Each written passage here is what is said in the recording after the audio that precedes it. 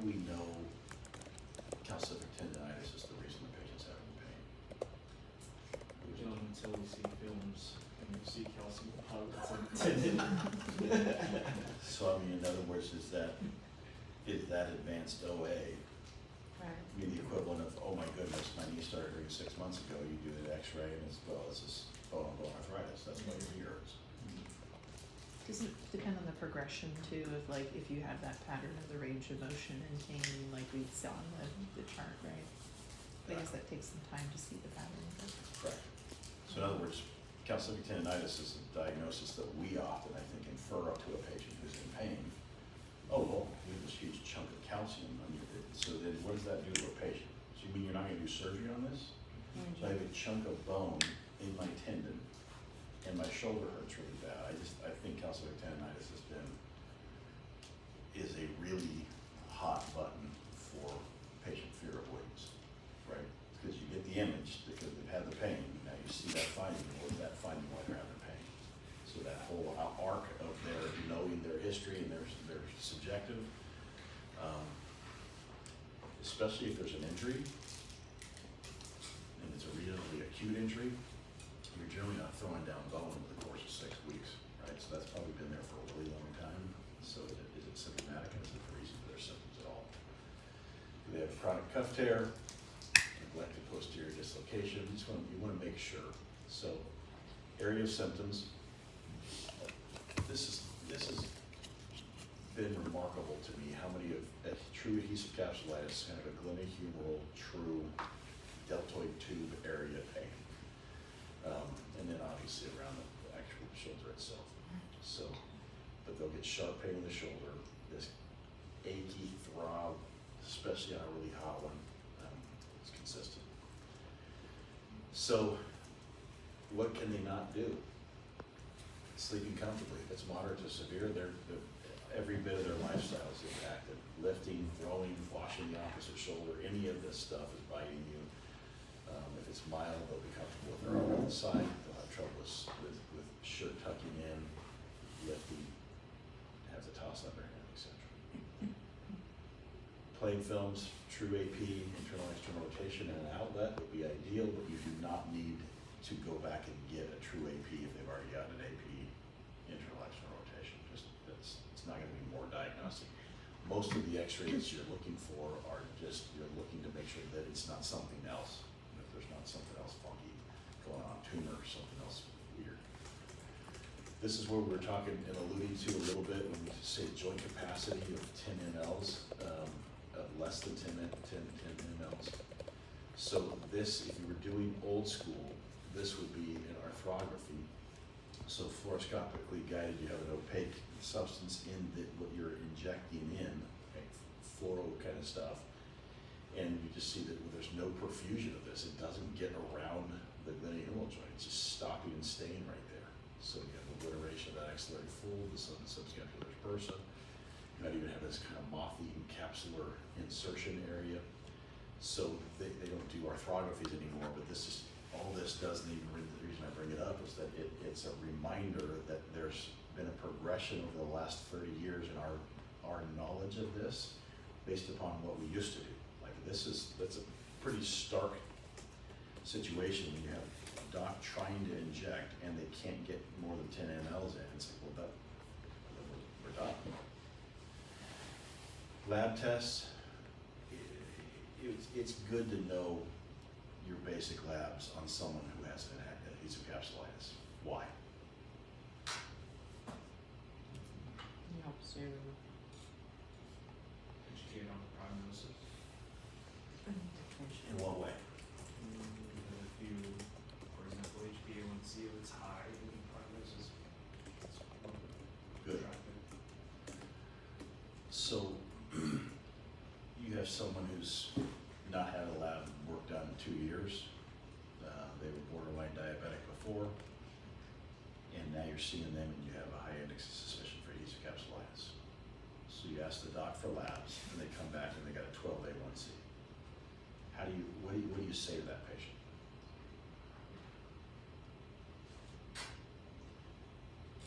Their next visit, and they're still, it looks like adhesive capsulitis. I think it would just help you support the diagnosis, right? Like this Right. is, there's a more likelihood of you developing something like this with an A1C as high as yours. And I think now using this as just something to help them engage and change lifestyle. Yeah, it gives them that control, and like you have control over the A1C. Good. Yeah. How do you say it? It's really Share with each other. some lifestyle changes, behavior changes, diet helps keeping, your A1C at a good level is gonna help. So why does that affect my shoulder? Why does my blood sugar and my insulin affect my shoulder pain? Aaron's like, and I'm done. No, I'm not putting you in the hot seat. Anybody. So, I mean, well, you're right, that's the end, but we all know that conversation is more difficult sometimes than we give it credit for. Because this is, and it's, forgive me, but that's where I'll always try to push you guys, is to make it real. Because we don't want this learning to be here. How do I then tell a patient, true story, 12A1C, evolving frozen shoulder, go. How do you match it? Do you bring it up? And if you do, how do you bring it up? And that's like, I literally want, Aaron's taking a stab, good. I think, go ahead, no, you go. I say, for 12, I think you have to talk about that, cause that's, I would say like, hey, we've noted this is super high, and we know that, this is an inflammatory condition. If you have your body in this state and your A1C is super high like this, that's gonna make the recovery process a lot harder for your body to handle all that.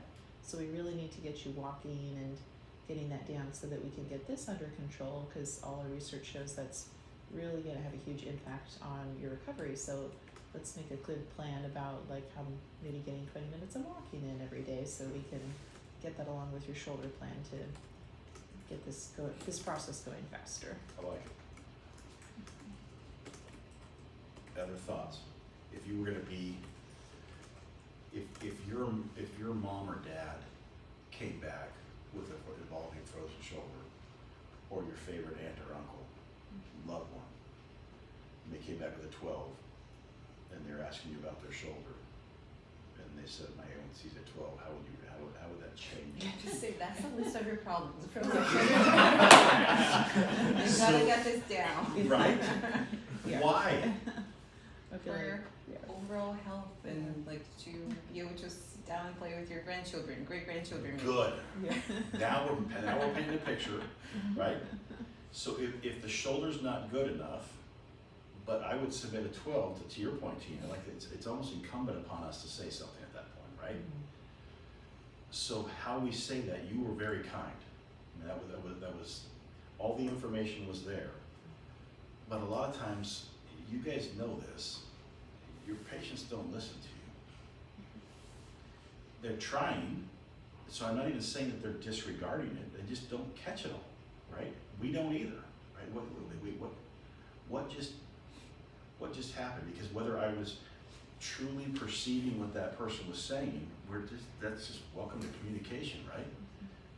I'm thinking about what I'm saying next, or what I didn't say, or what, right? And especially if it's being said in an unclear manner. So Tina just gave us all the information that it would be nice if my A1C went down. I feel like you gotta get this under control. This is really bad. The 12 is like horrendous. So Good, this is family. Yeah. Yes, I'd be like, what? Yeah, And get I your think shit together. Yeah. For the patients that I feel like it's appropriate, I usually just go like, our bodies work as a little lab. Like everything influences everything else. Good. So if your sugar is up, that influences on how your tissue is repairing and how your inflammation levels are. And the way to bring that down, one of the ways is eating well and avoiding sugars, and also exercising. It doesn't need to be going to the gym. You can find something that you enjoy doing that gives you more pleasure. And sometimes it takes a little time to find that activity, and you're gonna have to push yourself a little bit maybe, but just go around and see what makes sense to you, and budget-wise, and what fits in your budget, what fits in your schedule. But I try to use the lab thing because it's chemistry, right? It's just all physiological and. So I'm not saying any of you are wrong right now, I just want more voices in this topic right now. Right or wrong, how would you say it? So, because sometimes it's easier because we're trying to be diplomatic to a patient. So I'm giving you the freedom to say it to your loved ones. How would you say it to someone you have a really good relationship with? That you care about who has a 12? If it was my brother, I'd be like, that doesn't change, it's making that change. There you go. Yeah. So wait, what? Would I ever say that to a patient? Hopefully, right? So that's what I want to get out of this right now is that a 12 is not, if I'm gonna pick some words for this, there's a bunch of ways you could say it, but one of my favorite is, there's a lot of times we say hypothetically that we wanna have a better BMI or a better weight, or that, this is cause and effect. A 12 means this is likely one of the reasons it's there, and it is likely the reason it will not go away. So if you want to change your shoulder, it's not, I'd like you to fit this into your lifestyle. We have to change lifestyle. So I'm not doing you my due diligence as your provider, your friend, whomever you're talking to. I think that a lot of times I want to empower you guys to think about that. How would I say this to a loved one? It would be a lot less diplomatic maybe, not less loving, but it would be earnest. Babe, we gotta change this, right? If that's your spouse, right? This is not nice to have, this is have to have stuff now. Because we're talking about shoulders, but we're also talking about kidney damage, we're talking about renal failure, we're talking about dialysis, we're talking about stuff that no one wants to think or talk about, but we are heading and we're knocking at that door right now. So this is wake up body chemistry. Then, let me just empower you one more time, ask a question. How are you going to change your lifestyle? And then just wait for a really awkward silence. But how often, because the way that both Tina and Alana just said that, were authoritative, it was good knowledge, it was well stated, it was stated in earnestness and diplomacy, but I don't know that I was invited into the uncomfortable readiness for change discussion. And that invitation is a question. So given that this is a have to have, you've got to do this for your family's sake, because now, and that's, you bring in grandkids on the floor, now you're starting to talk to here, right? So that's money. And so that could be preceded with a question of this is lifestyle management as it relates to you doing the things you want to do and having a quality of life, not 20 years from now. This is affecting you now. This is affecting your shoulder. Lose some weight or you might have a heart attack is one thing. Your frozen shoulders because of your A1C being at 12 is quite enough. And I'd say it. Like, let's talk about the grand scheme of things. Hypothetical, be more healthy. My health is impacting my body chemistry. My lab is off whack right now. My body's screaming to try to heal this, and it actually is creating this. So if in reality, if instead of beat myself to the punch here, but hang with me, when I was talking about at the beginning of what is adhesive capsulitis, what does it say to a patient when we say we don't know why it happens? Ponder that. But on the opposite side of that is we know it is how many times? 40 times more likely in a diabetic population. So why it happens, I just know who it happens to. You're it. And the modifiable factor here is exercise and diet. So we've got a ways through this bell-shaped graph to go here. You can change the variables that you can change. How do you plan on changing those? Because no joke, this is likely not going to improve, and then you're looking at really intense, painful situations if we continue at a 12. Right? I want someone, if I've got a family member that I care about, and they're in any medical provider's office, and they're dropping a 12 bomb on me, I want them to grab them by the neck and say, I don't know who else is gonna say this to you, but it's on right now, right? So, do you think a gym is gonna be better for you, or do you think you can plan 2 walks a day? Like that. There's a huge difference between giving them ideas and then saying, you go figure it out, and saying, here's some ideas, which one would you like to choose, right? Same thing with parenting. Toddlers, those are just gonna say. Right? Would you like vegetables tonight? Nope. You want carrots, peas, or broccoli, right? Your choice. You're eating one of the 3. Here we go, right? So that idea on a patient like this, I think, is one that's an important point that's just highlighted by adhesive capsulitis. But when you see that patient that's just an absolute physiologic disaster, that you say, God, I mean, I had another total knee, my knee OA class, I had another moo-moo lady who's just sitting there with her iPad on her stomach. And I'm thinking, I'll get better at this, by the way, with 30 people on the call. Not saying, hey, moo-moo lady. But to say, genuinely, I'm telling you that exercise, physical therapy, and diet will help with your knee pain.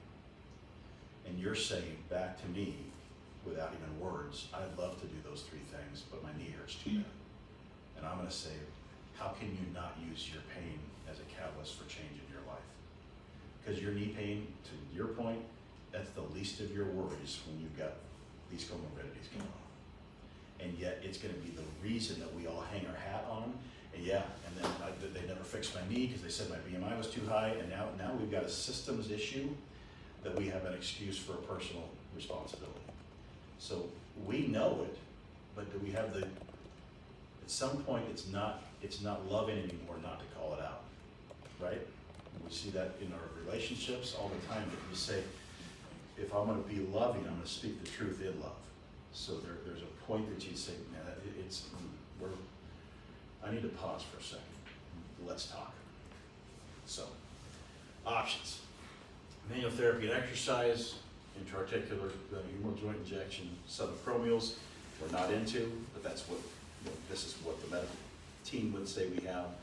Distension, arthrography, bereavement, pulsar minus manipulation under anesthesia, arthroscopic or open surgical release. Kind of in the progression of intensity and non-conservative treatment. So a lot of those have gotten out of vogue. So if we look at a Cochrane review back 20 years ago, presence of shoulder pain with restriction of passive and active range of motion, the conclusion was poor research methodology, lack of standardization, conflicting criteria, wide variation of assessment outcomes, inadequate reporting of results, small sample sizes, no conclusion can be drawn regarding efficacy of interventions.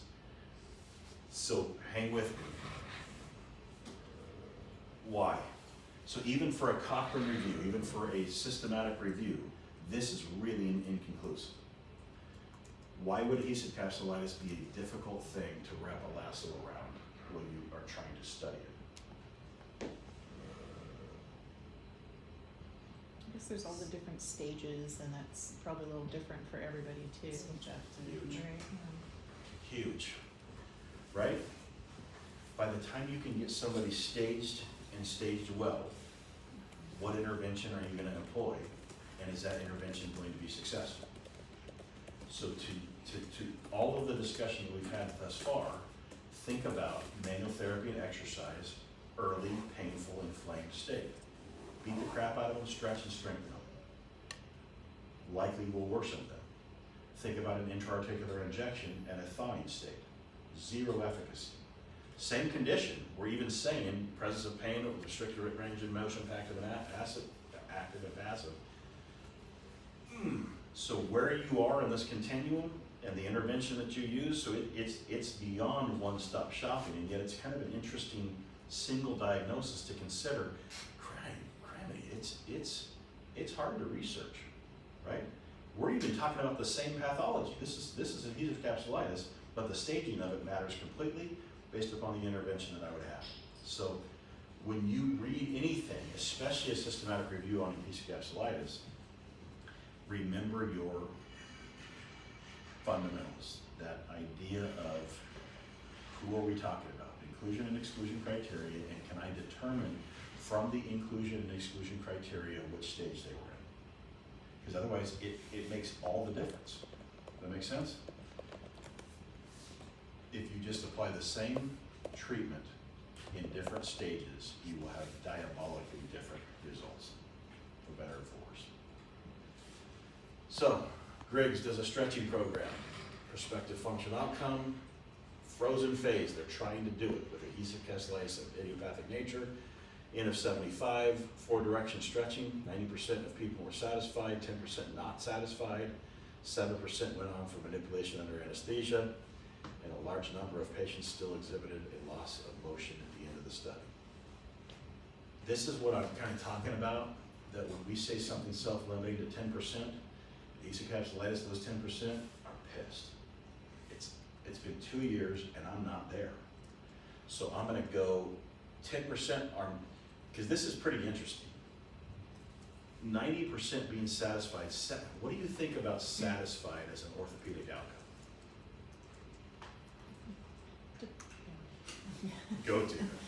I feel like there's so many ways you could measure that. Like, is it a patient who's satisfied that, oh, they did fixed it for me and everything's fine, or oh, I got my objective measures back, but I'm still sore, but I can go do everything. It just, there's, I don't know how they Correct. quantify that. There's a lot of ways that could be make sense, or just like, oh, this patient's irritated for whatever reason, right? So, Right. it doesn't. I don't know. It doesn't always equate to like PT True was outcome. effective in our terms, Yeah, right? totally. Yeah. What's interesting so often in satisfied versus not is that you don't often get a full 10% that are not satisfied. To have dissatisfaction is a pretty big, so this is almost dichotomous. 9 are saying, yeah, I'm cool. 10 are saying, I'm not cool. And 7 out of those 10 are going to get released, right? So it's like, it's all on you. I'm not only not satisfied, but I'm going to go aggressively pursue care on this. So 1 out of 10 of your adhesive capsulitis patients left to their own devices is gonna go. So this is,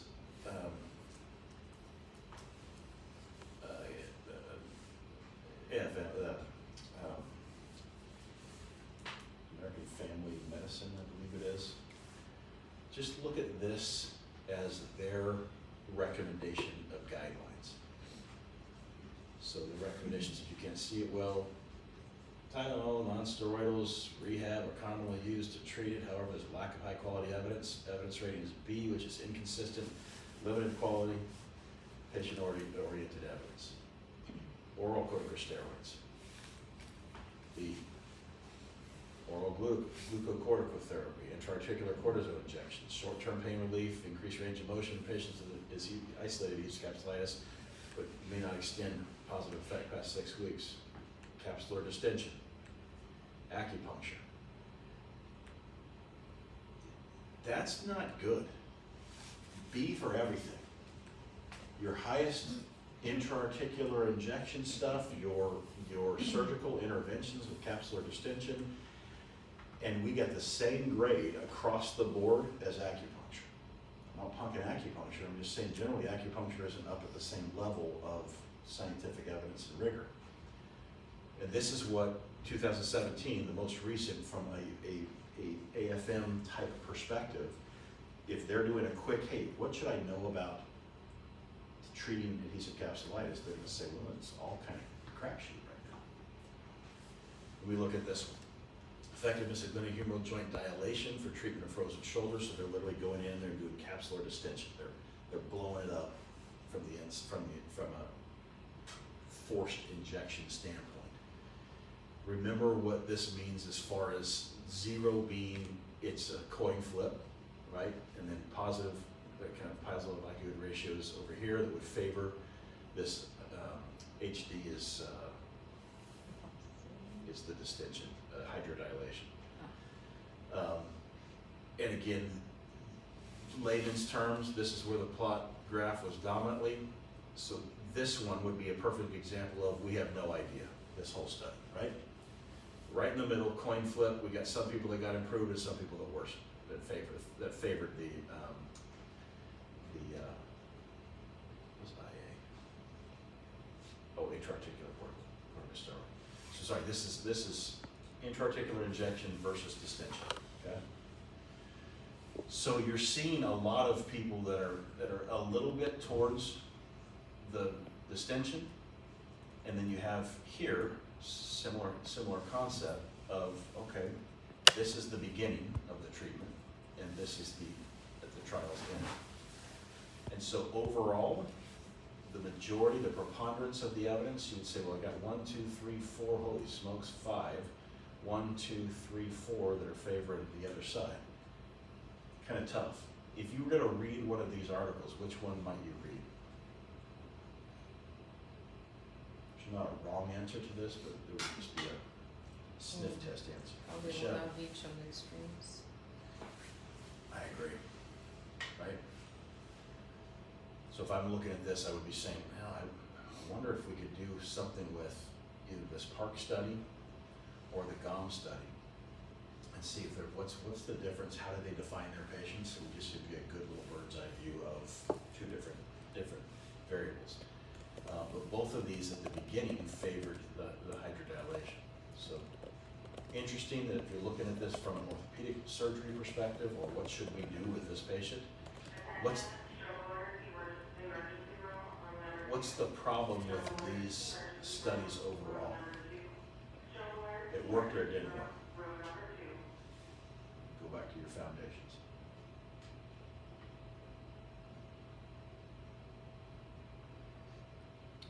They're giving you 2 snapshots in time at the beginning of treatment and then at the trial's end. They're saying, this is how you treat adhesive capsulitis. Again, we don't know who was in here, right? So what's interesting also to me is that you could say, well, maybe I would go to the second side of this Park study and look at this one. How do we go from favoring one to truly favoring the other in the same study? That would be an interesting thing just to see what those inclusion criteria were. To see if, man, maybe we can make some determinations on which one of these is better based upon staging retrospectively. And that would be kind of an interesting thing. If any of you are considering research, this has always been something that's just fascinated me to think. It would be amazing to go back with a really solid multi-year, I've been entrenched in grinding patients, and now I can go back and look at research and ask some of these clinical questions without throwing stones, but to truly say, I think there's an answer there somewhere. Like that, maybe a clinician could say, dude, show me your data set. Like the bulk of things changed, but I want to see, can we pull out some of those factors like that? And yet that seems in all of medical history, that's cheating because you're not blinded. It's like, well, but wait, that's what you all do every time you read an article. That's what we're trying to train you to do, is to be scrupulous and say, does this affect my practice with my patients that I'm going to see today?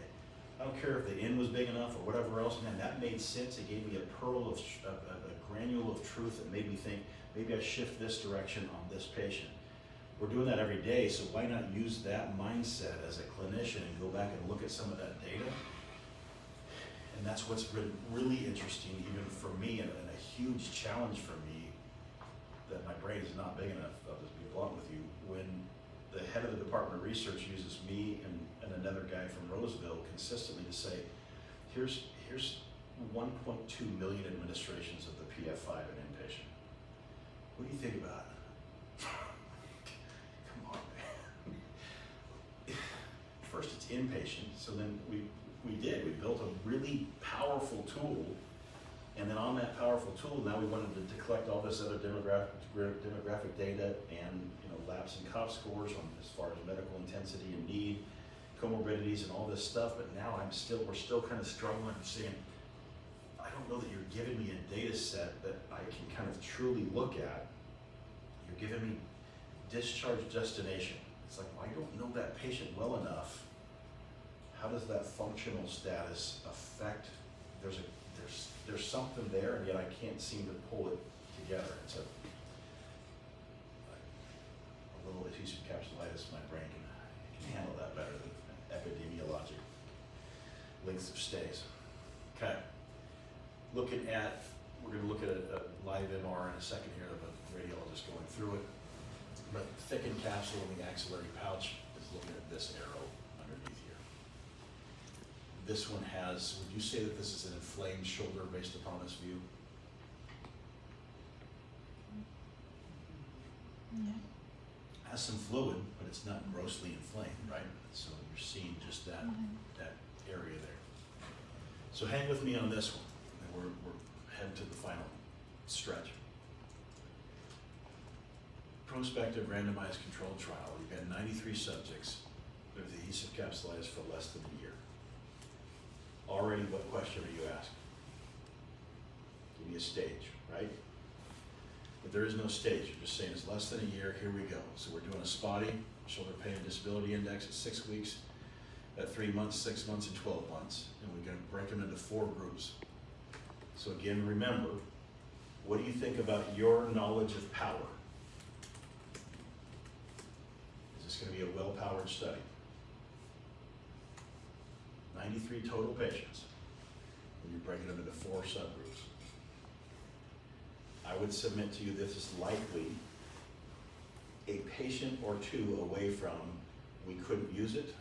Now we have enough power based upon the least number of N that we could get to power the study into those 4 groups, right? Let's just be honest. So not punking the study, just saying at some point you gotta publish the paper because you're gonna likely,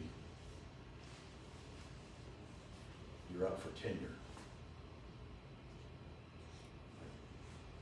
You guys know anybody who publishes for no reason? Just checking. 'Cause I mean, in that, I didn't have you guys read one of the most damning articles I've ever read, which was bias in publication. And the summary of that is all published data is biased by what is not published. Does that make sense? So if you are a researcher and you're up for tenure or whatever else, and you've got 3 research groups going on at the same time, oh my goodness, they showed, and we did this statistical analysis, and this showed, whether it's good, bad, or ugly, but it showed something versus these other 2 that didn't show anything, those are never gonna see the light of day. So in that 3, you just biased something because it was something. But in other words, the power of unpublished data would probably tell us how much more nebulous our lives are on a day-to-day basis. Like this, or like anything that you're saying, do we know who we're talking about, and do we know that we did a fair variable at the right time for that patient? You know, right? Just think about it. Adhesive capsulitis, or think about lumbar extension for a disc patient. Was it the right time? You did prone press-ups on someone with a hot radiculopathy, whether they were discogenic or whether they were stenotic. Matters, number one, but if they're acute phase, both of them are gonna hate you for that.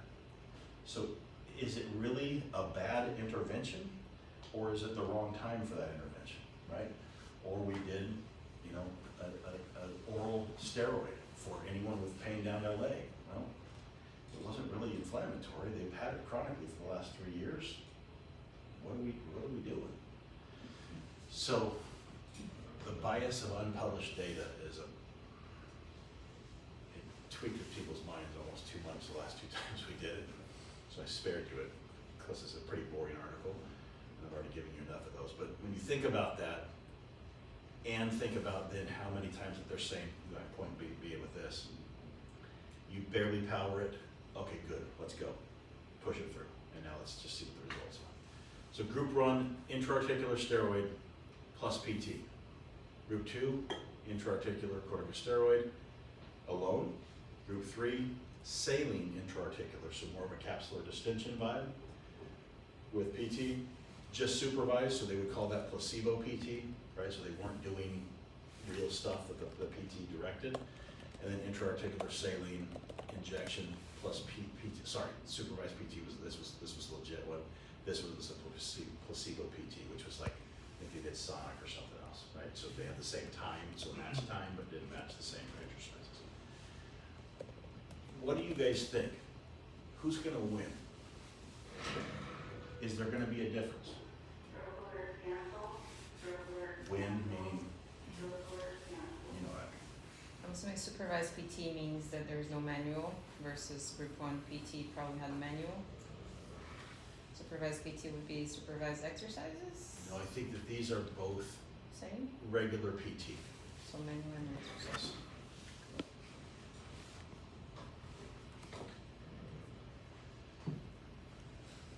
Good point, I didn't even look back at that. Do you think there's gonna be a major clubhouse winner? Usually in the beginning when there's inflammation, but probably long term, just like rotator cuff tears, I think they're all gonna be the same. So they're dependent variables with SF36, and then active and passive range of motion, flexion, abduction, external rotation, and like that. 6 weeks in the spotty groups 1 and 2, the corticosteroid injections improved significantly compared to 3 and 4. Range of motion, group 1 improved significantly more than the other 3 groups. So that's the manual therapy. I mean, that's PT plus corticosteroid. The spotty at 3 months, 1 and 2 improved significantly compared to group 4 only. Range of motion, group 1 improved significantly more than 3 and 4. 6 months, no significant difference on the spotty. Group 1, significant improvement compared to 3 and 4. Group 2 had an improvement compared to group 4. Group 1, significant mental composite compared to groups 3 and 4. And then at 12 months, we all meet at Denny's. Does that surprise you? Does that hearten you? Does that dishearten you? Or am I beating a dead horse? Because this has been touted as like one of the landmark studies in adhesive capsulitis treatment. Because in theory, those 4 groups I kind of like. They're saying, is it the capsular distension by just injecting anything and blowing that up? Or is it the corticosteroid? So that you're hopefully helping some with that. And then does PT help in addition to those things? So you would think that 1 and 1 / 1 and 2, going back to what they are, plus PT versus not. So like, if you're an orthopedic surgeon who's trying to save money in Kaiser, I'm going to use this and argue against needing you. Let me inject folks and let's go from there. Didn't seem like a huge improvement with PT. Maybe early range of motion, for sure, but so did group 2, 1 and 2. Group 1 improved significantly more than 3 and 4, but not as much, not a ton more than 2. So intra-articular injection, you could easily bias your thought process on this study to say it's the intra-articular corticosteroid injection that's better than capsular distension, and then PT isn't also ran in all of this. Let's keep going. So a single intra-articular injection of corticosteroid under fluoroscopy, simple home program is effective for improving shoulder pain and disability. Adding, these are my words, judicious and timed physical therapy provides faster improvement of shoulder range of motion. When used alone, physical therapy is of limited efficacy in the management of adhesive capsulitis. That's the study's conclusions. So, truly answer that for me. How would you answer that? American Academy of Orthopedic Surgeons. This gets thrown up. Here we go.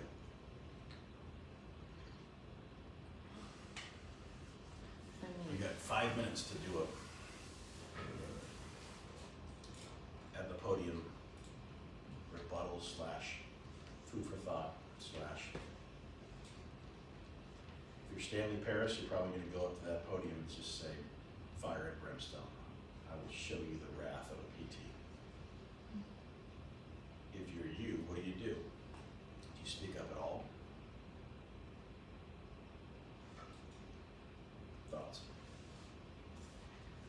I know, you're saying this wasn't supposed to be journal club, this is just regular life. Well, I think. Michelle, what do you think? Yeah, as a PT, I think, well, I'm just kind of going off, like, yesterday I saw a lady who's going through the freezing part of frozen shoulder, and she was told about corticosteroid injections, but she was totally against it because I think the doctor didn't fully explain the purpose, and she didn't fully understand frozen shoulder. So I think as a PT, it helped that I was able to kind of reassure what frozen shoulder is. So I think just being a PT, being that second source to be able to kind of reassure and kind of encourage other routes like the steroid injections that will help. Because I think without us, patients will just go off and kind of just feel hopeless and Yeah, push through pain and make Right. it worse. And I think Good. we're an important part of. good. Other thoughts? I think you kind of alluded to at the beginning that there's no staging involved in that study. There's no subgroups that are, okay, you're in this freezing stage, thawing stage. Yeah. So that's, can't really say physical therapies doesn't have efficacy because what if they're in a stage where Yeah. they need some of that manual therapy to help? Manage, yeah. This is what I was alluding to at the very beginning, that the more I've lectured on this topic, the more I thought, man, this is such a, it's way broader, so hang with me on the little rabbit trail here. If I'm standing up to that microphone, I don't know that that's the best place to do it, but if you gave me a few minutes to have a discussion, what I would be doing is talking to, if there are any other rehab people in this room right now, I'd be saying this doesn't surprise, it doesn't discourage or encourage me. Because what I wanna know is who you're talking about in this study. Less than 1 year, I don't know who that is.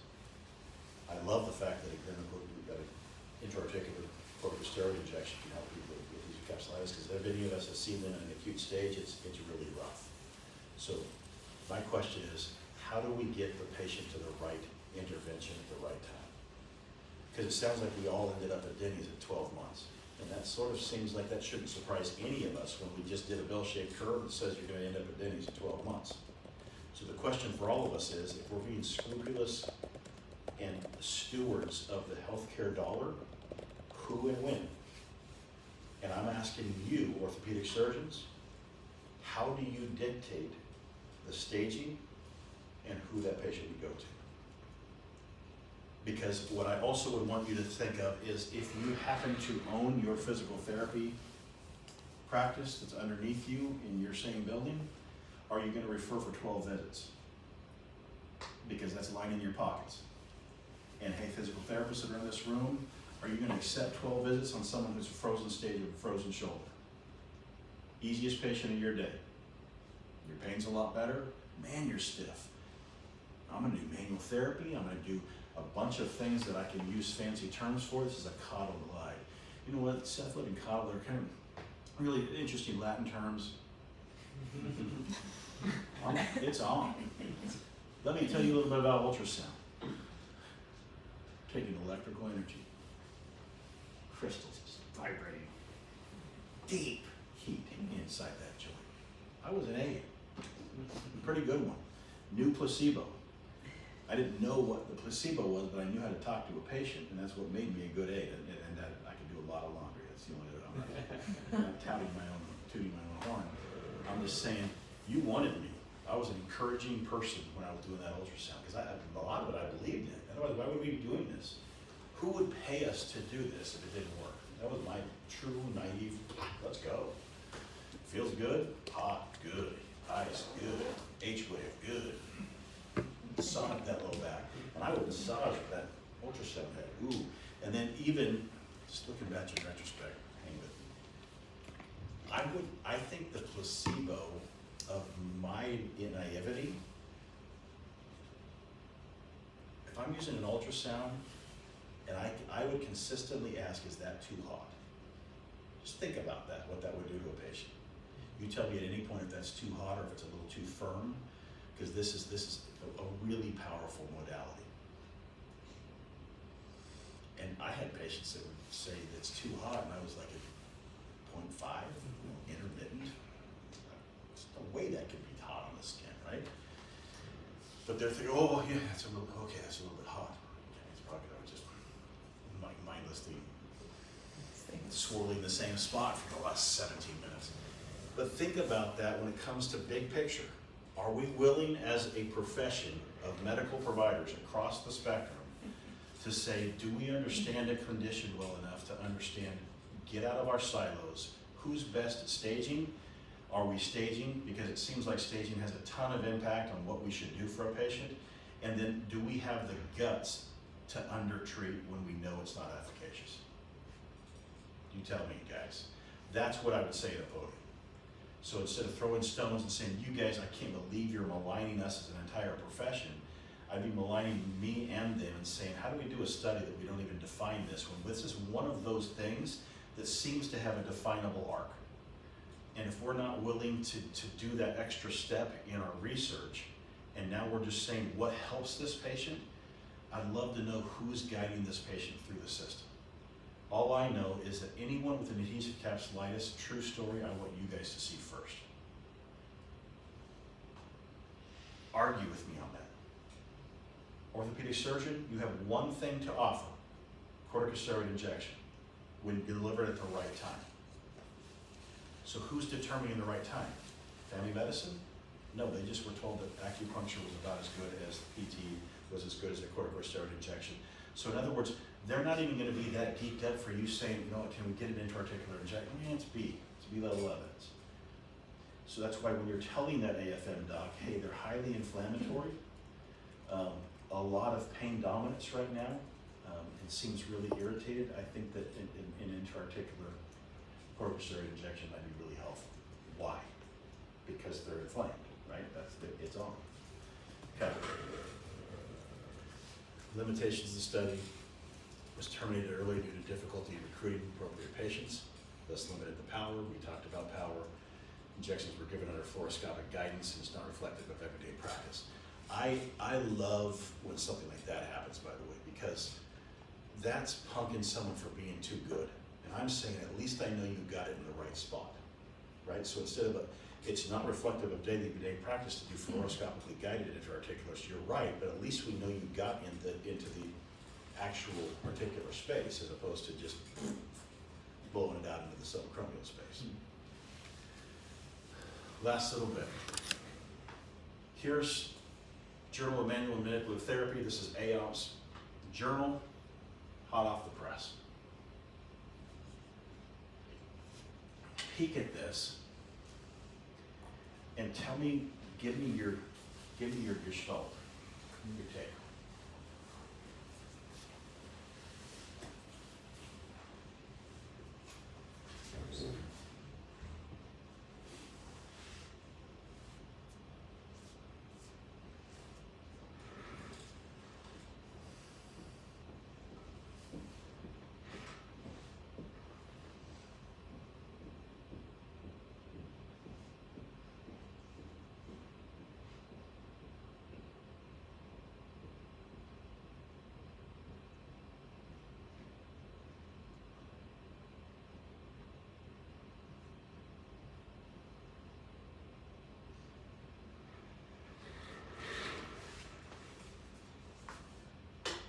Thoughts? Jenny, give me your best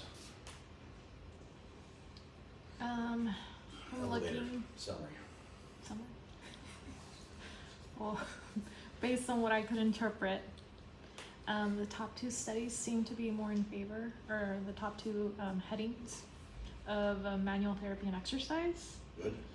The middle one, maybe a little bit more favoring manual therapy and exercise, and the last one, again, manual therapy and exercise. There, Okay. I'm just gonna put. And they, for some reason, they psyched us out and they flipped it onto this Yeah. axis, right? I don't understand that part, but, okay, so overall, from a systematic review standpoint, you look at this and say, manual therapy and exercise favors just exercise alone. Across the board, I would submit that this is pretty sizable, right? I mean, you don't have very many fence sitters. You got a couple on this one for sure, so that's 2 out of 3. This one would be 1, 2, 3, 4, right? So, okay, now what do you ask of these studies? Or what take home? What was done, what techniques were applied? Good. What was done? Who's the patient? Who was the patient? And when did you see them, right? Because, and then again, I'm not throwing stones at this yet, but my hope would be that any of you would be in this study as favoring manual therapy and exercise, because you're gonna bring that patient in timing-wise and frequency-wise based upon your knowledge of this process. So does manual therapy and exercise help? I hope so. And when do you do it? When they most need it, right? I now know that they're not a tendinopathy. They're losing passive range of motion. They have an accessory infield that feels stiff and leathery, and I've educated this patient. Now it's call me when you're doing a little bit better, truly. Or you start to feel a change, and that could be a long time. So back to my sister-in-law, that was last year. So I just got out the treatment table. By the way, my in-laws bought me a new treatment table for Christmas. You know what that means? Cannot make it up. This time they didn't say it was my Christmas present. Oh, they said we bought a new one. It's their Christmas present.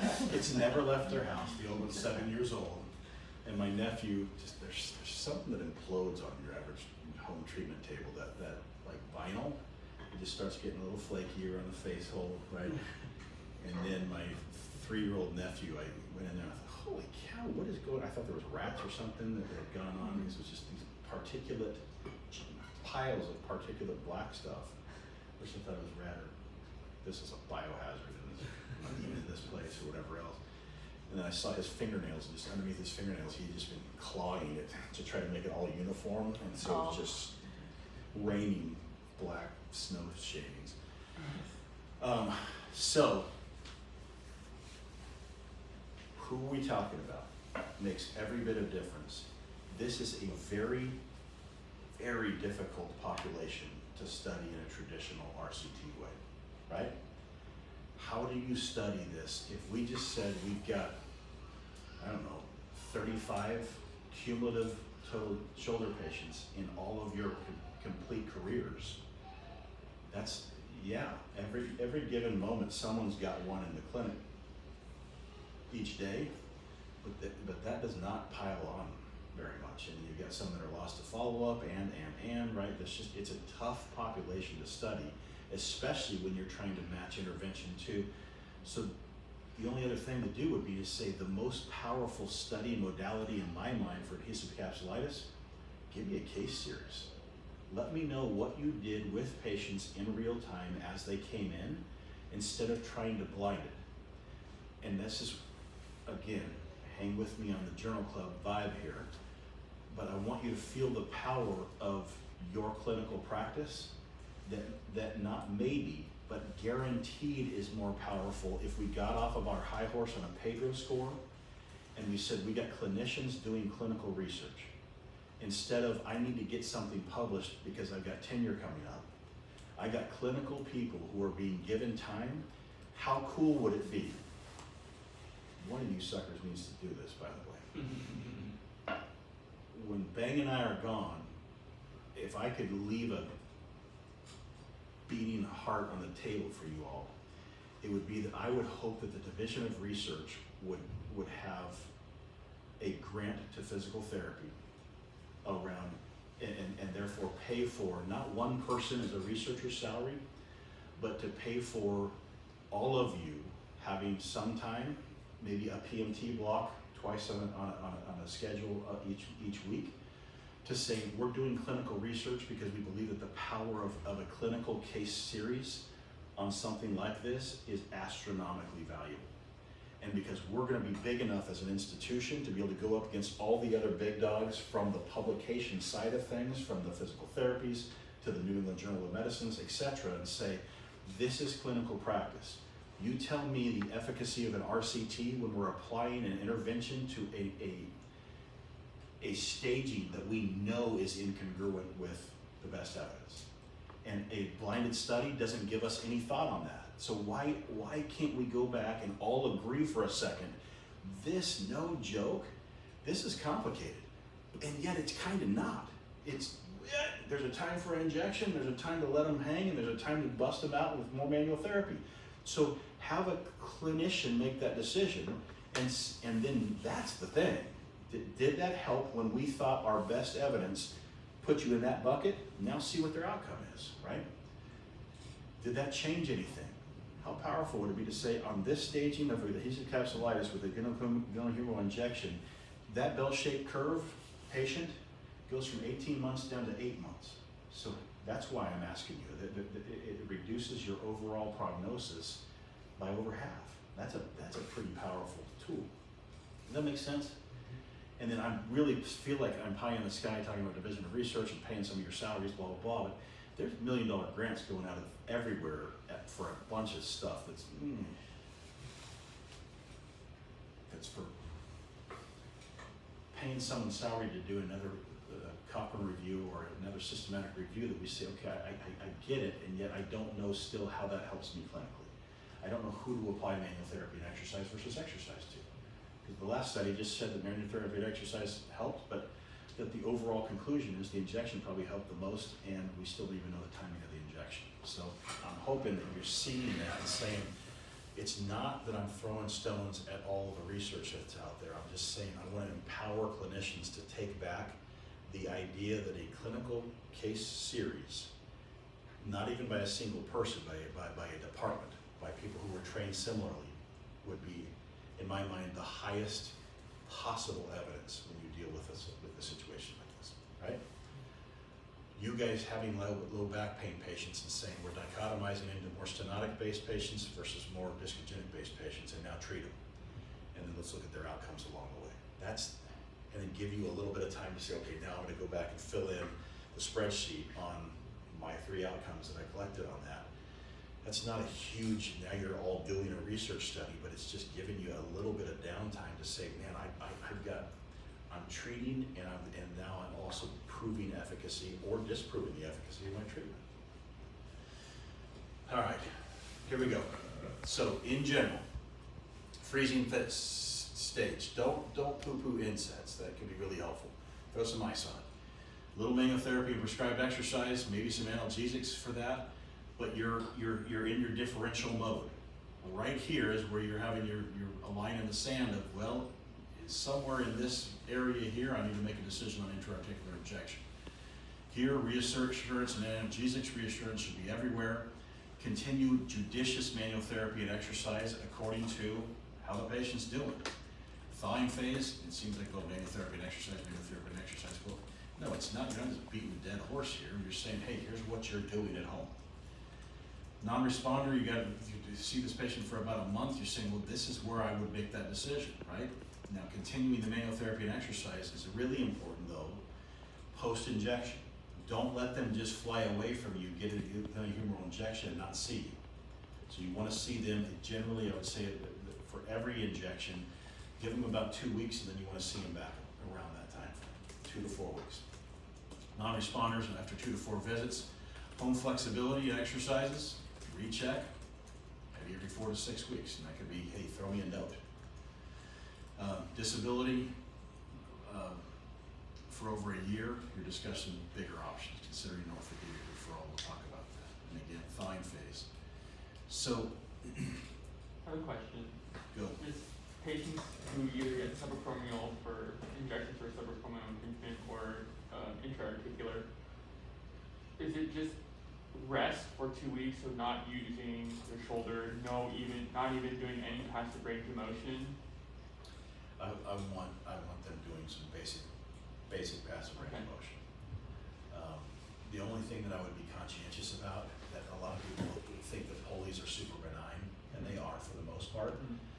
Unless you've got a patient who's an A gamer, who's just trying to, and now you don't have anything dropping your humeral head, you don't have any cuff, you're just doing passive, and they might just be impinging the crap out of it, right? Incidentally, that's my complex regional pain patient. She doesn't have frozen shoulder. Like I can guarantee her that. But that's what blew her mind in an hour and 40 minutes of trying this angle and this angle and just seeing stoicism. And thinking, God is my witness, and with His help, I'm gonna keep pursuing you until so this would be a patient, no joke, if I was saying, hey, how does that affect your clinical practice? If you know you didn't get into a patient, then I would schedule in the TAV. So and not even schedule. I'm gonna give you a call in the next couple of weeks. So the next no-show that you have, bust out a couple of notes, you know you got 15 minutes left, that you're calling that patient. Wanted to see how you're doing, and I want to reiterate the same exact thing that I was saying before, but maybe with a different analogy, right? True story, the thing that got her was saying, I'm okay if you get a frozen shoulder. How many times a day are you doing your exercises? Every 90 minutes. How long does it take you? 30 minutes. When's the last time you've been outside with your friends? Haven't been in 8 months. And her husband's sitting there, broke down with me on the phone, not an emotional person at all, and he's just fighting back tears the entire time, he's got the look in his eyes, it's like, go, like finish this, like our lives broken right now. She urinates 4 times a night, and he's had to help her up for the last 7 months. So you're saying it's just self-limiting frozen shoulder. No, it's not. She didn't have a frozen shoulder. She's petrified of a frozen shoulder to the point of truly having a complex regional pain syndrome, and then has got into the chronic pain literature and has seen all that we're saying is good luck and Godspeed until you live and die a miserable death. That's her summary in a single sentence of a chronic pain condition. So to say, I can't leave this room until I dig her out somehow, was a heavy burden, but it also was the only reason that they were there. They're seeing one of the best PTs that we've got in Roseville, and as often as he wants to see her. The only thing he doesn't know right now is that she is, true story, she's gotten to the point of doing active range of motion now. And so she says, so when I stand, and then I check my anterior pelvic tilt, my posterior pelvic tilt, and I make sure I'm neutral spine, I bring in my transverse abdominis, hers words, not mine, and then I drop both shoulder blades, and if I do it perfectly, into down and back, kind of back towards my back pockets, then I can see I'm getting a lot better. And then I said, then how long until your next rep? Sometimes 2 to 3 minutes. What stops you? It's just burning through here, and then a lot of times the top of my hand goes numb. So that PT who's seeing her is really good. And I look at the 13 exercises that she had prescribed, and all of them are great. They're good, well-prescribed exercises. She's doing cane-assisted external rotation. She's doing towel-assisted internal rotation. So I just ask her, what of those exercises do you most dread? This one, active range of motion. And then he's having me do the pulleys, but I have to face away from the door and get way far away and extend it a lot, so I'm really trying to crank back. I said, how much does that hurt? I just dread it every single time. So true story, the only thing that I did for her day one that stuck was I told her, you're not gonna like me for this, because she did her own Excel spreadsheet on how often she's doing her exercises, right? Because her exercises are going to help her, even though they're killing her. Like she's screaming in the amount of pain and the amount of time that it's taking. But she will do them. Long story short, all I told her was, I would rather you do no exercises until I see you in a month or so, whenever you want to come back, if you ever want to come back. But I want you to go wash the dishes. I did not go well in real time. What do you mean? I said, no, that's exactly what I mean. Because when you're washing dishes, I don't want you to think, so can I do that? Yeah, you can do it all. Everything down here you can do. And the only reason I could say that is that she was inflamed when she tried to go up and do several repetitions of this. But if I got her on her back with a GATS table a little bit, you doing okay? Yeah. But it still hurts when she starts palpating for pain. I'm like, I am in pain. Right? So I'm not trying to say that part. But the idea of hold, listen, watch, wait, go do some dishes. So when she comes back a month later, this last week, her whole point was, I'm no better. Well, tell me, and he said, well, I mean, I haven't done dishes in the last month. Tell me about that. Oh yeah, I can do dishes. It's not a great thing that she wanted to get back to, and yet she is doing them. So yeah, I can kind of do anything down here. Good. And you're back in bed, and he hasn't had to get up with you to go to the bathroom. So when you're dealing with a patient like that, God bless her, she didn't see any of it. I'm no better. Your function's out of the door crazy compared to last time. Don't belittle yourself, like seriously. So now let's talk about how that is so I was able to tell her, stop. You've already turned the corner. Like literally, your pain is not the biggest thing we're fighting here. It's your function. Your function increasing, your pain will decrease, I promise you. What else are you doing? Well, I am walking. How much, how far? I said, just do paced little walks. Go out, do 10 minutes, look at some birds. Go see the fall foliage, blah, blah, blah. And she, again, knowing her personality, just seeing her there, I was able to say each time, I know you're gonna hate me for this, but none of this goes on a spreadsheet. I wish I could burn the file that you're in Excel, all your Excel files right now. But with that, it was like, so how far are you walking? 1.5 miles twice a day. How you doing with that? It doesn't hurt at all, and I can actually swing my arms. And then I said, well, how about afterwards? Yeah, for about an hour later, for 2 hours, this whole area is just really bad, and I start to get the numbness and tingling in this hand, and sometimes it goes into the other hand as well. So telling her about pacing, like between active range of motion done perfectly with 1,300 swing keys before she does a single rep of it, beating the crap out of an impingement situation in her shoulder, and then swinging her shoulders wildly because she's recklessly, abandonedly walking 3 miles a day. It's like, no, all we gotta do is chill each of those out by a little bit, and you're done. Like, you're gonna be done with this. But what about my motion? It's like, there's a reason that I'm not bringing a goniometer out. You're never gonna see me measure your shoulder. I don't care if you're 130 or 120 right now. What I care about is that you're doing dishes, that you're getting out of bed independently, you're doing this function. If we get to the point where we're $155 and I'm looking for 180, I might measure you one time, except I know that you're not at 180, you're at one something. Don't care, but that's where every visit is a goniometric measurement that tells her she's not improving. So thinking about, in my mind, that's Steve Schmidt dumped onto our program, and they're just locked. It's patient education informed with pain science, with a good subjective exam where you know that patient's plight and their history. You're empathetic towards them, and then you're saying, I've got a bunch of stuff that I can do, 13 exercises, except I want you to drop out 10 of them.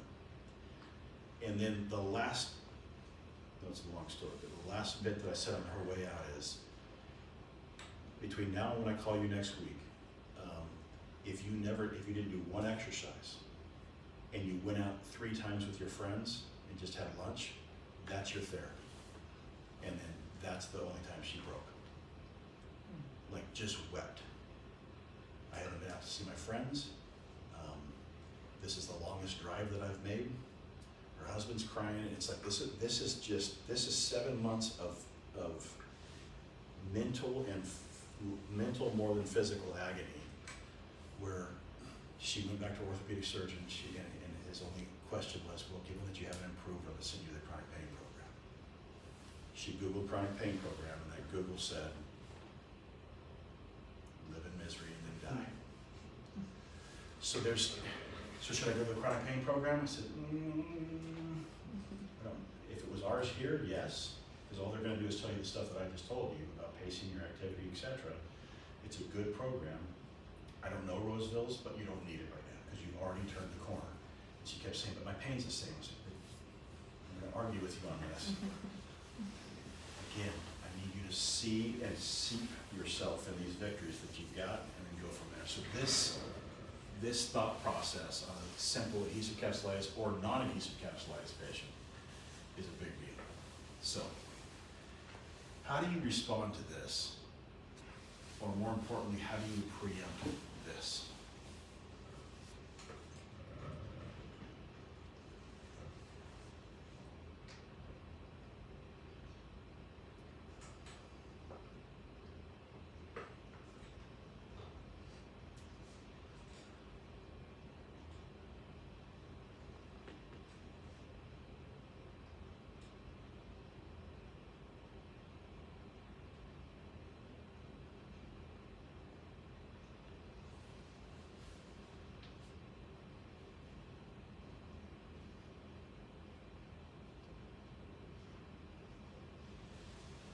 Just talk me through it.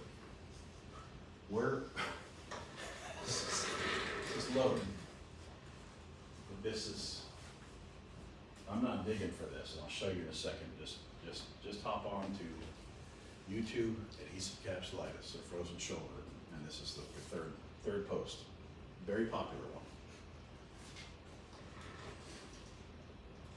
If your patient's thinking this way, or they weren't thinking this way, now they are, how do you, forget adhesive capsulitis for a second, how do you combat? Do you have MRI eyes? Go, Corey. How do you know what's wrong with my shoulder? I mean, You haven't even had an x-ray yet. overall, we look at function and an MRI is just a snapshot in time, and we know with all the literature that an MRI doesn't equate function or what's going on. Okay? I don't know what you mean by that. How do you know what's going on with my shoulder? So you're saying an MRI wouldn't tell me if I had a rotator cuff tear? It will tell you, oops, sorry. Go, this is group. It will tell you, but it doesn't mean that your pain coming from that. The rotator cuff tear might be that, it might have been there for a while. So you're We telling me I don't can have know. a rotator cuff tear and never have pain? Yes. Good. Good. So before we keep acting this out, please consider adhesive capsulitis as a gateway drug for the rest of your practice to preempt an imaging discussion. So if I'm you, I'm thinking right now, how about an MRI? If you're not beating a lot of your patients to the punch with that, especially ones that are highly fear avoidant, you're probably doing them a disservice. Because now they're not understanding you as a manager of their symptoms, they're thinking you as, and then I went to physical therapy, but my doc and orthopedic surgeon are just waiting for me to get done with this. And then I get to swoop back into the main Interstate 80 off of this little spur road. I tried therapy, that didn't help, let's go. Now for this, no joke, your patient's shoulder is worth $1,500 to $2,000. How do you say concretely what the evidence would say about MRI and adhesive capsulitis?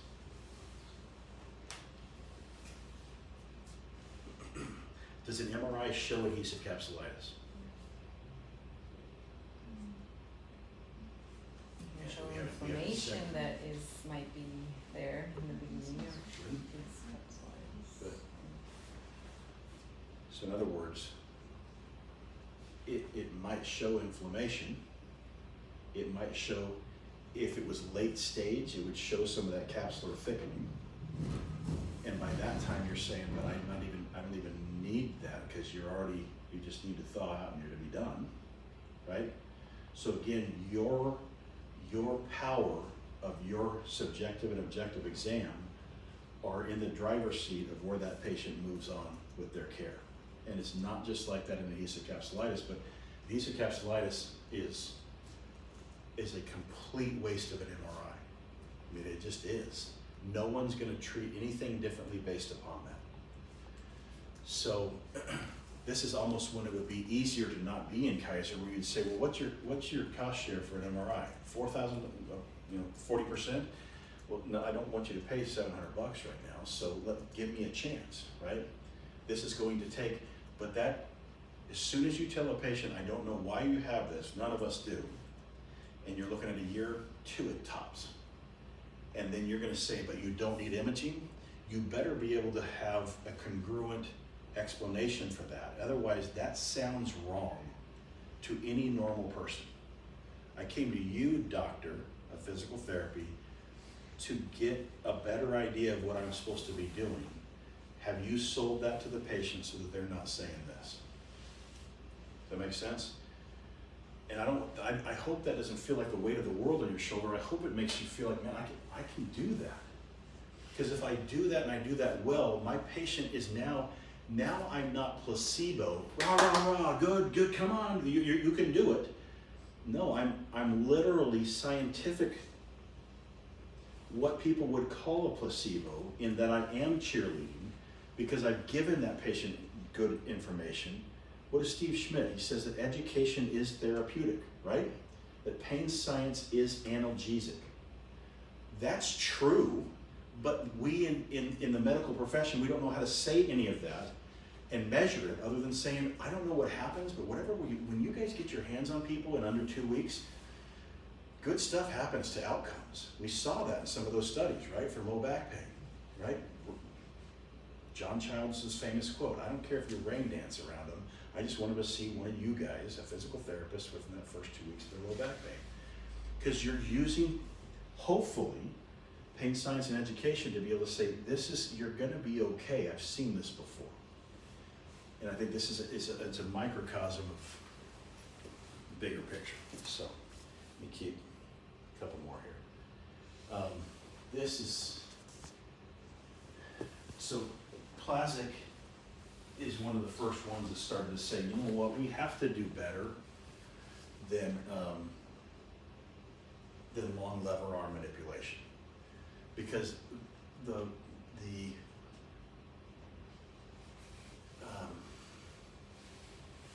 I looking for? The complication rate for a long lever, meaning it's stiff, I yank it into abduction, if it's stiff, I yank it into flexion, is over 10%. And the most common long lever arm complication is what? What do you think? Yes. But think about that. Physiologically, you have a propensity for breaking a humerus more than before you would break up an adhesive capsulitis on a long lever technique.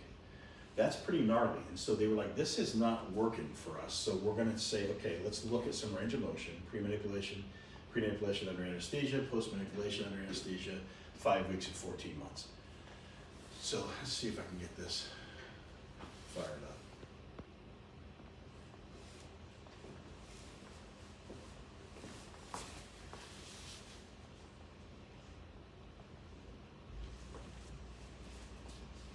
So what do you see here?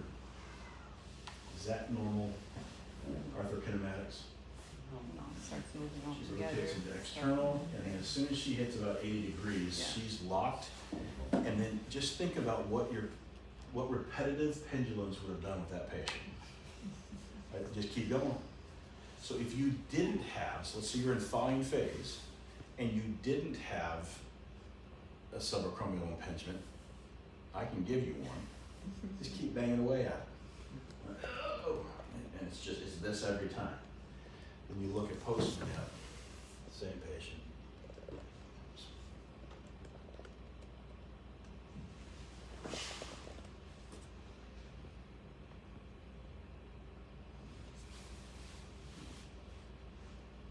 I would say she still distinctly needs some work on dropping that humeral head, but that's a lot cleaner overall. Now,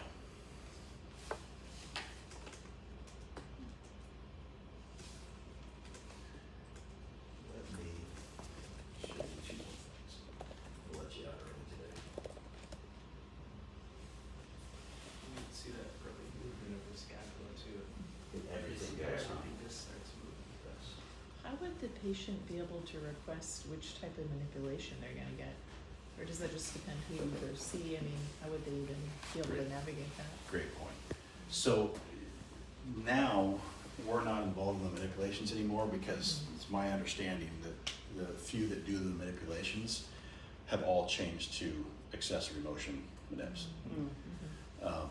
Not that they're doing them particularly beautifully, but that's the one thing that humbly, when you look from a professional standpoint, I would say we learned that, man, sometimes just a good end of range, I kid you not, being in that, and so they were using scalene blocks, so it would just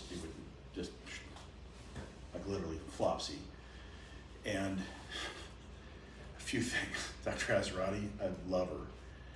I think she's a really good doc and a really caring doc, but a couple times, and then the patient's a little bit loopy overall, they give her Valium or something like that, the first one that I was in on, and so when I went in, and I'm saying, okay, it's go time, and I'm, kind of, let's check the accessory motion here, and I'm trying to re-grip, and she's just holding her arm up. It's like, oh, whoa, I thought this was supposed to be like, can you feel that? No, I don't have any pain. So she didn't have any pain, but she had all of her motor movement still. I was like, this doesn't seem right. So then took her in to pass her wrench. Oh, and they had a little pain at the end. And Hazarati was like, yeah, just go. On my first one, I'm already sweating bullets. Like I want this to be right. So gave it another 15 minutes, and then no joke, I could go in there, and it was like she just, completely flaccid. So at that point, no joke, on my first one, I was so geared up to go end of range, caudal glide, and then just boom, just a little pop at the end. I'm not trying to get a cavitation, but just, grind through some stuff. I can't express to you, ask Michael on this too. It was like I was tearing through thick cobwebs. Like that's the feel of that joint into that caudal glide before I did anything. As far as a thrust manip, it was just, oh man, like and back and forth. So with doing 6, 7 of these, I never had a cavitation, and the angels say it was just sometimes caudal, sometimes AP, and then I'm gonna really push on that AP and just see, okay, I'm just gonna mobilize that. So no joke, I didn't do a ton of, repeating hard thrust. It was just like, I'm gonna mobilize that and then recheck. And that was where it kind of got weird for me because, and just think about this, from a Syriac's kind of capsular pattern, external rotation, abduction, internal rotation, that's where it was like, holy cow, that cobweb thing was like 160 degrees from 80. Oh my goodness, that's amazing. And then I'm thinking, so we should be about done. Like no external. Okay, that's weird.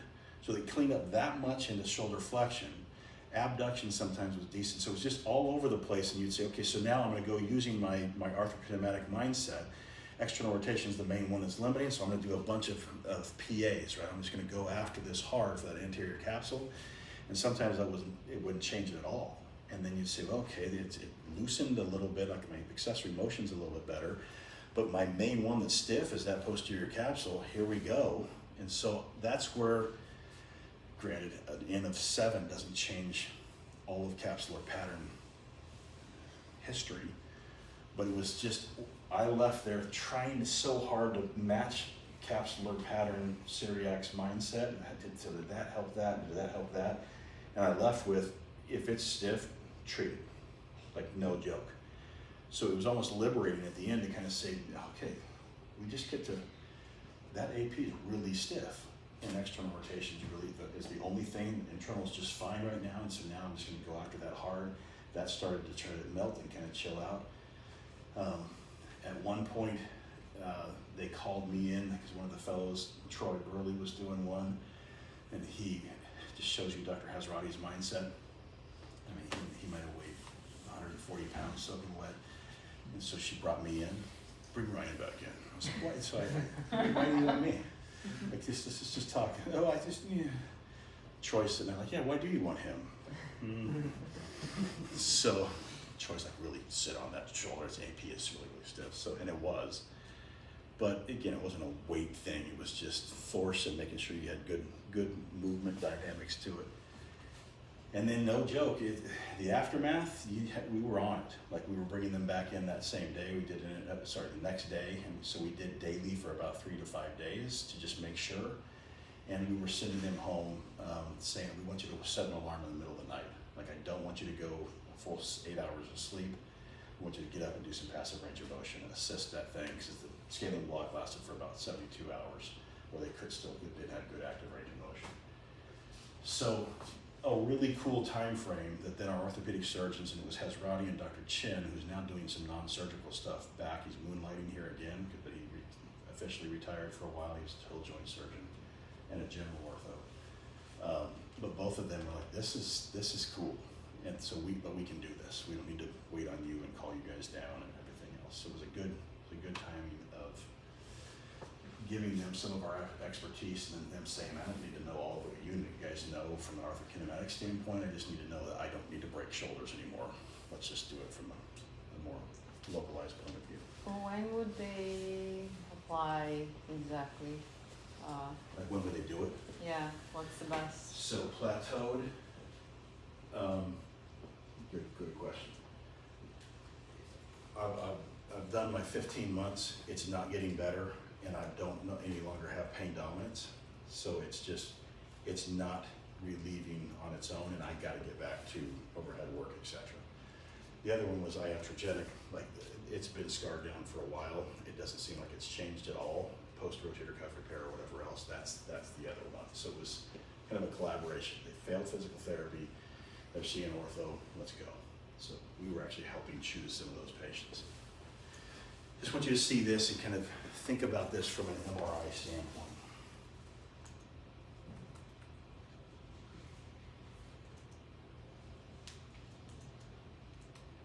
Wait a second here. Audio-wise.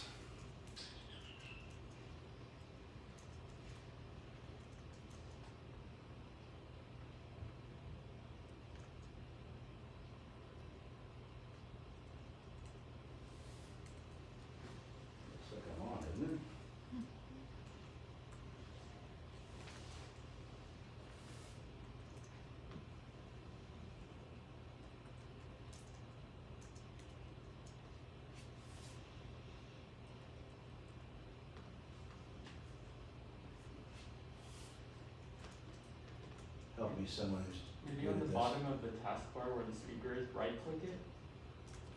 And then Sound setting. sound setting. I wanna see where it's being projected. So it's being projected by the projector, so just, yeah, put it in speaker.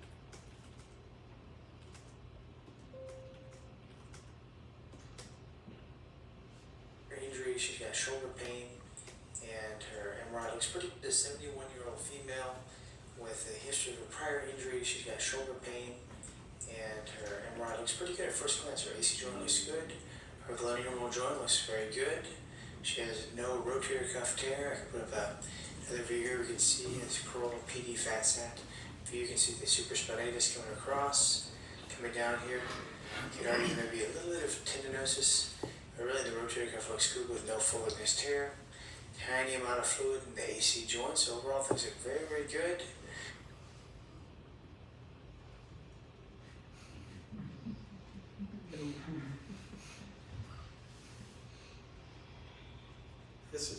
This is old school right here. So when do we have to buffer?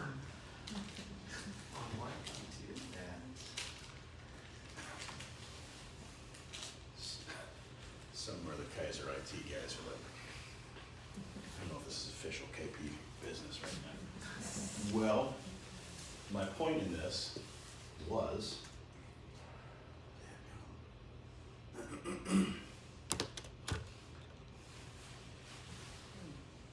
he's gonna go through, it got me, it piqued my interest. MR is not my favorite bag, but he goes through the image slices very quickly and keeps saying, that looks pretty good, it looks pretty good. Oh, a little bit of capsular thickening down here and in the axillary fold area. And the whole point would be, I just thought, what is this lady gonna hear that's wrong with her shoulder? Like, how did this help her? Or in reality, at 71, with minor everything, is it actually gonna hurt her? So you still don't know what's wrong with me, right? So think about that, just I wanted to juxtapose that little tweet versus this in saying, so if you got imaging on every patient with adhesive capsulitis, does that help you? Because what does your average 50 to 60-year-old have in their shoulder? Arthritis, what else? At least partial thickness rotator cuff tear, right? With OA. So now, oh my goodness. So now what are you gonna do? Now there's something to treat. And so in everyone's mind, I think it gets a little bit more, but ortho's gotten a lot better. They're not screwing with this anymore. So they're not gonna give you an MRI for your shoulder. Last little bit.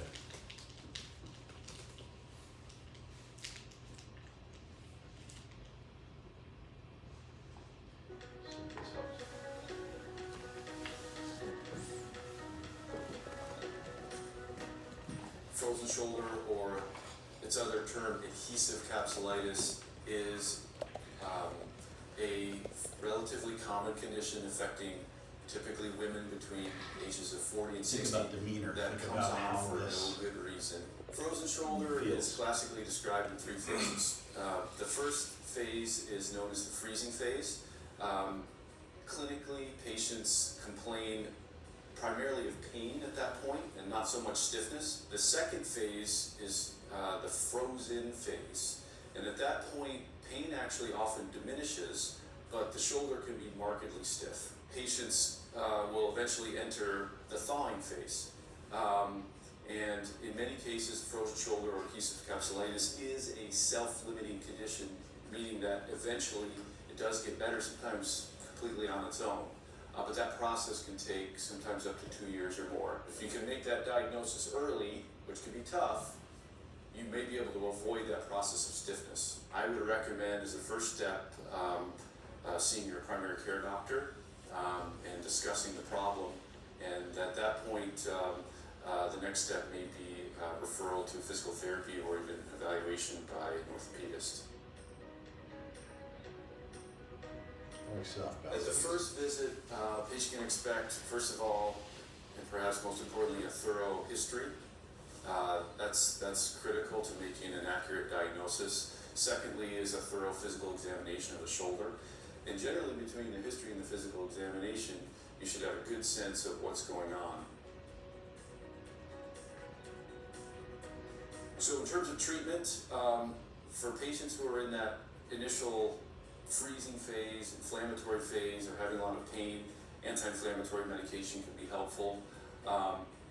Gentle, and I think the key is gentle physical therapy, either under the direction of a skilled physical therapist or sometimes even just self-directed at home, can be beneficial to help maintain range of motion.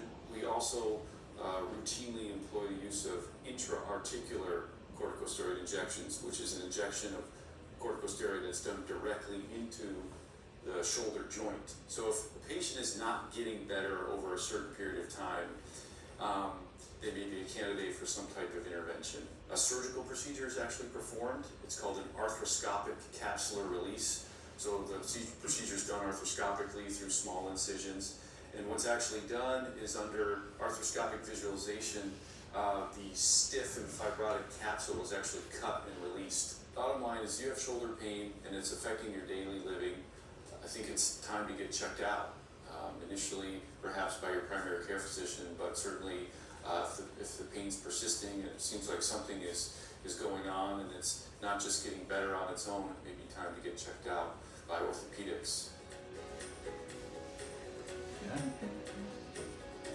This is one of the most popular videos on YouTube for this. 5 words you pronounced wrong 2 years before. So now let's take a peek.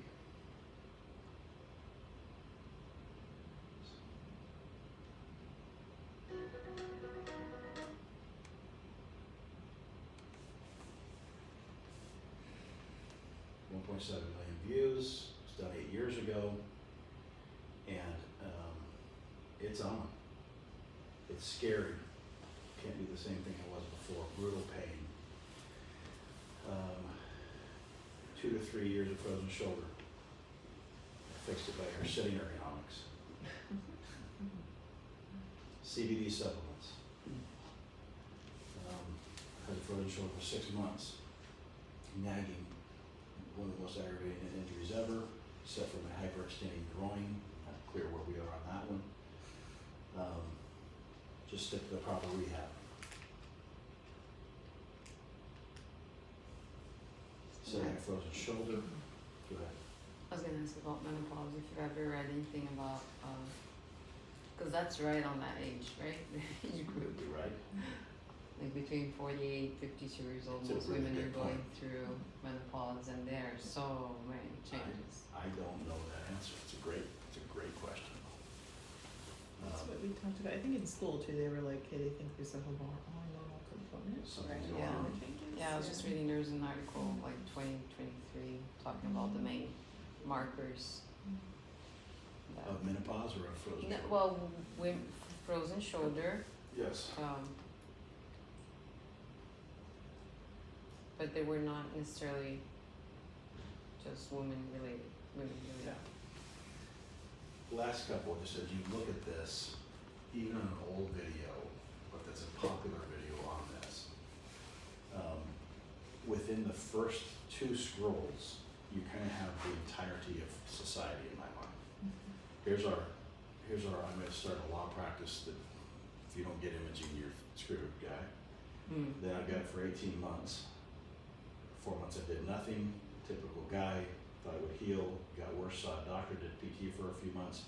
Painful because they make you force it past your comfortable range. A few times she put me in intense pain. I hated my therapist, called her my dominatrix. Right?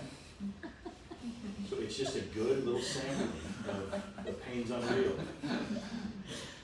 No one examines a patient like this in this video, no one. Just think about that, that is just, you've heard that before. He diagnosed my condition, my orthopedic surgeon, in 10 seconds, previous x-ray and MRI had found nothing. Still going back to my primary care doc, because I have to wait 1 to 2 years for this thawing phase, all the while being in pain. Intense repetitive motions, my chiropractor fixed it in 1 to 2 sessions. Inflammation of the pinched nerve in my neck. PT was scheduled for surgery. I did a home drywall job after 3 hours of standing with my pole. My shoulder broke loose and I could lift it over my head. Pain subsided in a few days. I'm canceling my surgery. So, as horrible as it might sound, I'm glad I'm not the only one, says somebody. 9 months later, now torture, had steroid injections, helped slightly but still frozen. This condition's no joke. It's just, they thought it was the vaccine, now blah, blah. So I don't think you have to go, my point is, in doing this for a second, you don't have to go very far to kind of get every extreme of the human emotion that would come with adhesive capsulitis, including us saying it's gonna be self-limiting in 18 to 24 months. That seems in our mind to say, whew, it's gonna get better, it's just gonna take a long time. How we coach a patient through those 18 months is an incredibly important gig. And not over flaring them at first, walking them through, if we make a decision right now, we have a chance to expedite and change this with an intra-articular injection. Otherwise, you are looking at a pretty long haul. You want to maintain your range of motion. I do not want to force you through pain, because consider that. Even that, I don't know what kind of physician that University of Vermont guy was, but especially a skilled physical therapist, you see, right? So what's his experience been with PT for frozen shoulders? So if you, let's finish on this. If you watch that video, what are you left with thinking of frozen shoulder? Yeah, I think him showing like her on the computer initially with the image implies you should get an x-ray like in their Absolutely, right? in their initial talk, so I feel Got like an I would image. think, yeah. If if it's hurting and it's staying hurting, you need to go see your primary care doc. You push that a lot, I feel like Right. the primary care doctor and then going to see an ortho, And then we not go a see PT ortho. first line, it's kind of, yeah. And I And then guess like, maybe PT.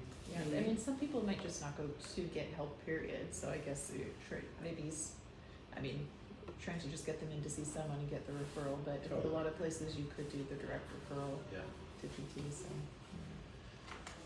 So then when you think about this, again, the medical waste, even in a more closed, semi-capitated system like Kaiser, that would be next steps in my mind, is how do we develop a system whereby we can triage people to the right folks at the right time? Because going to a GP for a frozen shoulder is not gonna help you. Even if you're okay with being told it's gonna be 18 months and they diagnose you correctly, because my sister-in-law, ending with her, she went to her GP before she had asked me about it. And they said, it's not a frozen shoulder, but it could start, so you really need to be busted at your exercises and make sure you continue to swim, especially with your backstroke. And my sister, no, like it's bad. You're hurting every time you're doing that. Like, you gotta lay off the swimming. So what not to do, what to do, empower with knowledge, and then beat them to the punch on use of imaging. It's just not gonna be a helpful situation and roll from there. Okay. Questions before we just do a quick palpation on a couple of people? Actually, sorry. I do have questions on like the labs, the other labs, the blood count and the sedimentation rate. That's mostly to look for inflammation Yeah. and other disorders, right? Just kind Big picture. Like, if we're gonna do this, we're gonna ask once, why not get a CPC, a set rate, and an A1C? You're not looking for anything other than like systemic stuff with that. And then if you had a set rate